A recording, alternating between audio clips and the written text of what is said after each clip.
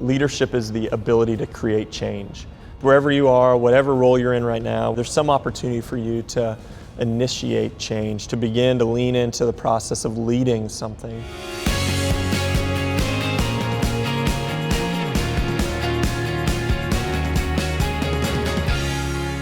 Justin. Sam. Thank you very much. Absolutely. Appreciate your time here. Yeah. Who are you in competition with? You know, like Yeah. organization like ours, I mean, Yeah. we can readily identify, Yeah. you know, like we compete against these folks, we compete against these folks. In your, you know, air quotes line of work, like who do you see as competition, or maybe under the same umbrella, sort of what are obstacles to achieving your mission, no matter how strong your team is? Yeah. I think defining who your competition is huge in determining even what your mission and your win is. So like, especially at the church, I think a lot of churches, they wouldn't want to own that their competition are other churches in town, but that's by default how they operate. And so, you know, kind of in our industry or field or sector or whatever, a lot of churches spend a lot of time looking at other churches trying to kind of one-up them. And we decided really early on that we wanted to move kind of the whole industry, the whole sphere forward. We wanted to be a part of creating change for the church, which would require us to have different competition. We weren't really interested in just trying to compete in the existing models of how church happens, but wanted to hopefully create a new model or innovate in some new ways. And so we turned our attention not on other churches, but we do our work in the middle of downtown Raleigh City here in North Carolina, and we realized that the people we wanted to compete for, we were competing with coffee shops and restaurants and brunch and CBS Sunday Morning and the New York Times and Sleeping In and the beach and the mountains and the rest. And so we wanted to figure out a way to connect with people who weren't connecting with any other faith community.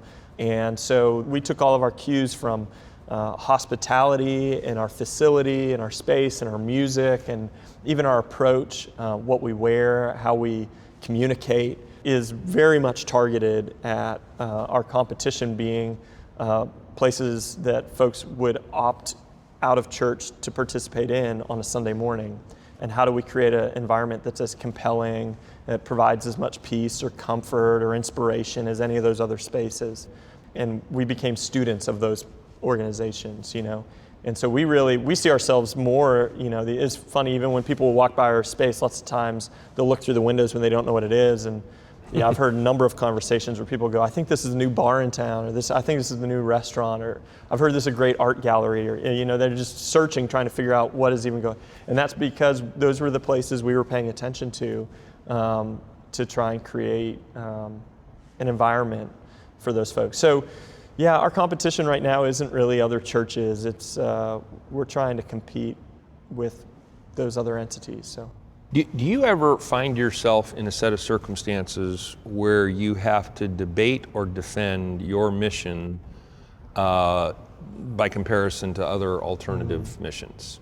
Yeah. So Christianity versus pick another religion, pick a, you know, atheism. Yeah. Do you ever find yourself in sets of circumstances where you're defending that, positioning what you do versus what other people do? Like does that occupy any percentage of your weekday time? A little bit, but I think one of the things that we've tried to change the script on some in just our world is that the church for a long time has been known, and this isn't original to us or other people talking about this, thinking about this, leading in these ways, but for a long time I think the church has been known for what we're against, you know? And we really want to be known for what we're for. So we spend a lot of time, even things that we would see as our competition, we think it's to our benefit to loop ourselves in with them, to befriend them. So we regularly celebrate and promote great restaurants in our town and amazing art exhibits and coffee shops, and figure out ways to kind of place ourselves in their sphere and to celebrate the good work that other people are doing, which honestly has given us more credibility and buy-in with our community. But we also want to be honest about, like, we are a church. We do have a kind of a perspective that we're offering to the world, but we try to bring it humbly. And so I don't see other religions as sort of competition to us, but just great conversation partners. And we try to position ourselves in that way. So just 2 weeks ago, we had a pretty influential guy in our community, in our city, who's a devout Buddhist who came and worshiped with us for Sunday. And we spent a day or two after just unpacking what that experience was like for him. And I've kind of made an agreement with him. I'm like, all right, so I'm headed to temple with you now, And I think we want to be open and authentic enough to say, if you want to talk about, say, conversion or like winning somebody, our approach is that we both have to show up to the table open to be won over, In that kind of exchange and relationship, we hopefully both walk away benefiting. And so when I sit down with someone like that, I'm as open and willing to be converted as I hope they are in our conversation, as we both seek the most beautiful and true way of being and living in this world. And so that's our deeper kind of mission, is I think we're all kind of seeking that kind of truth and beauty. And as long as we stay connected to that, I think we'll be faithful to our mission. So we try to avoid kind of the fights over this stuff, or like putting turf in the ground. And we're looking to make more friends than enemies, I think, at this point. So, yeah. Good approach. Yeah. But I think most leaders periodically in quiet places question their own mission. Yeah.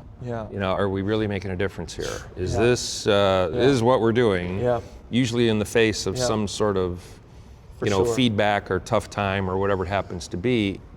If you have those moments, how do you manage that skepticism or periodic doubt? Yeah, absolutely. We do. I do.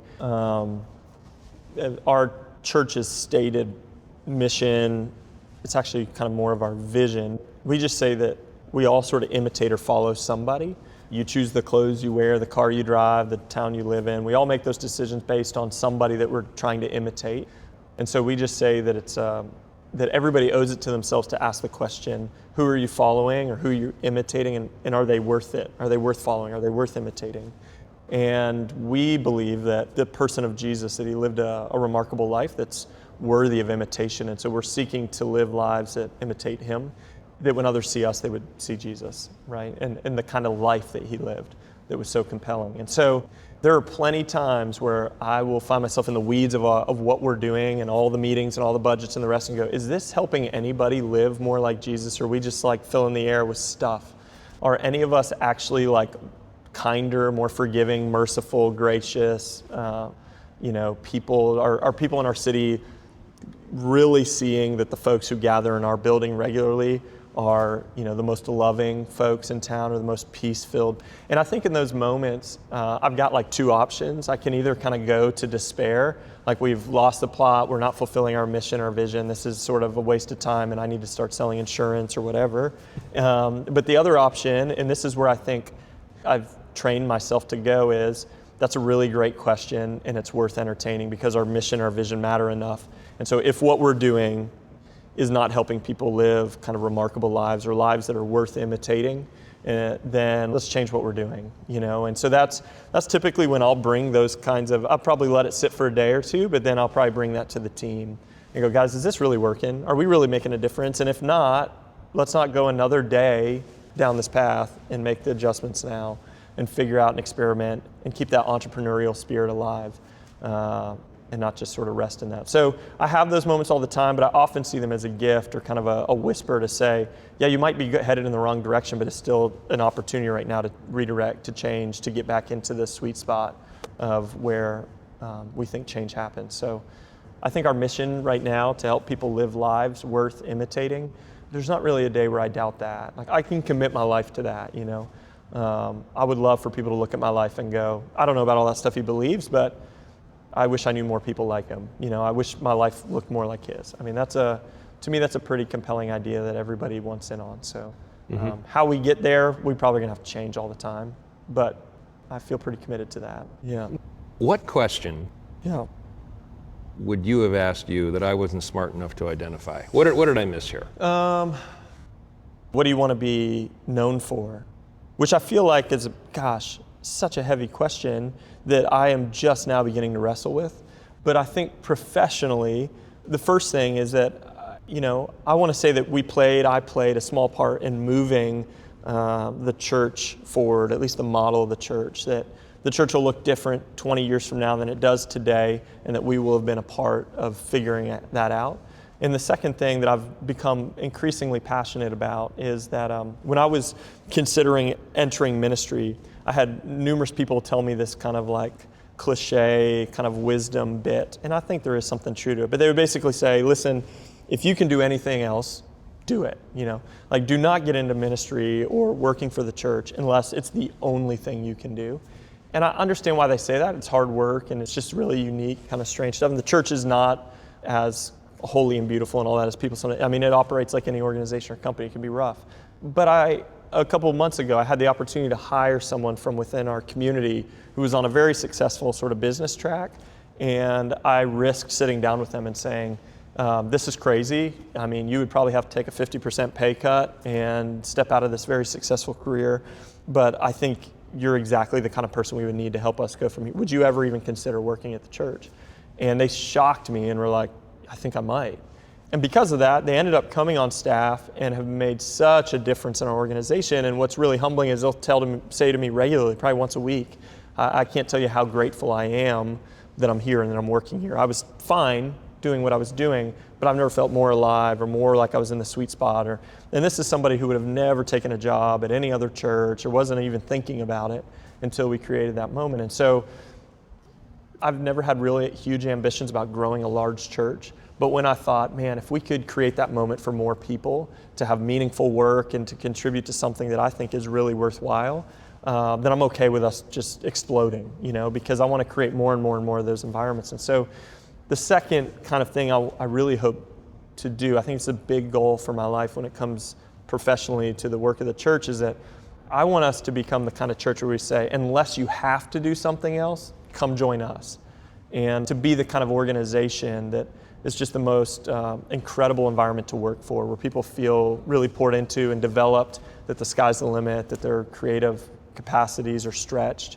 And so, I think there's this external thing, like with our consumers, the people who come, I want to be a part of creating the new model of whatever church is going to look like. But internally, I maybe even more passionately want to create the kind of environment where folks believe that the church is the greatest organization in the world to work for, and that we always have more people who want to work for us than we can afford to hire. So I think professionally that's it, and then personally, what do I want to be known for? I think it's just integrity. I want to be somebody who is what they say they are. Just transparency, authenticity there, that I wasn't trying to pull one over on anybody. I think especially in the world that I work, that there's so much suspicion and so many people have been hurt by pastors and priests and others who act one way in sort of in one space and completely different in another. And so trying to be really kind of an honest person with integrity. The only other leadership thing that sort of came to mind was I heard somebody recently say that some people are really good at one thing and other people are like pretty good at like 2 or 3 things. And then this gentleman said, and then there's the rest of us who aren't really that great at anything and we become leaders. And I remember thinking there's some truth to that, because there are great leaders out there who are really sharp at some stuff, but the innate leaders who are just so good at developing other people and leading people along and bringing consensus, I think part of their gift is that they aren't so great at any one thing that they get in their own way. They're always willing to hear other voices. They're always willing to collaborate and bring people together. They have a healthy ego that lets other people win in front and around them. And I think that's something that's been sticking with me, is this idea of like, there's lots of people who are better communicators than me or better leaders, can develop people better. But I also think that's part of this. That's part of what makes me a strong leader, is that I can recognize that, and that my own gifts don't get in the way of helping bring other people into the fold. So that was kind of, in a strange way, good news to me. And I think for other people who are like, I don't know, I'm not really great at anything, to go, oh, that's awesome. You might be like an incredible leader, that just rang true. So I think that's everything I know. As I think, we're going to do other interviews with other people in a variety of different walks of life that are in one way, shape, or form leaders. We will not do a better interview than this one. Come on, no. So on behalf of everybody at the Center for Leadership Studies, Justin, sincere thanks. Thank you, Sam. Really appreciate it. Man. Absolutely. Take care. It's Go been a lead. pleasure. Thank you. Thank you.